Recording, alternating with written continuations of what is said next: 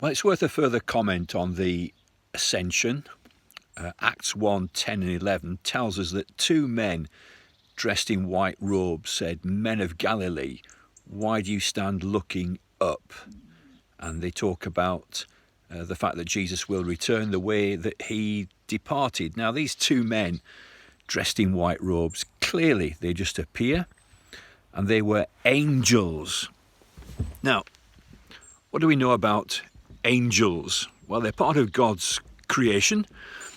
In the beginning, God created the heavens and the earth. It includes the angelic hosts. And there's a hierarchy there. There are archangels, cherubim, seraphim. They are spiritual beings, but they can materialize bodily. And that's what happens here. Their numbers, well, there are a multitude. There are 10,000 times 10,000. If you work that out, that's 100 million.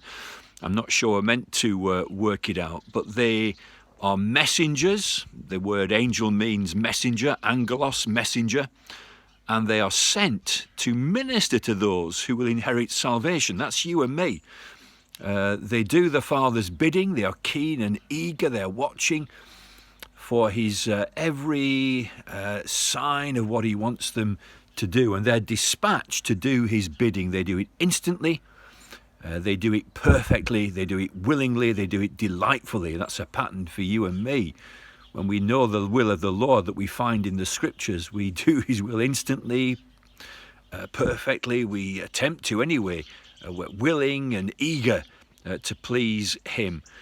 Now, angels, they surround us. We don't see them by and large. I'm not sure I've ever met an angel. We're told in the Hebrew epistles sometimes we might entertain angels unawares. And we should be aware that they're around about us as we worship in our churches. Don't assume the empty pews are empty.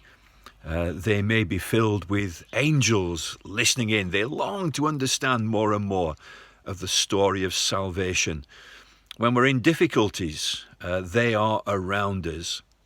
But let's not be taken up with angels. It's wonderful maybe to see an angel, but more gloriously to be indwelt by God, the Holy Spirit, the Spirit of Jesus Christ dwelling in you and me.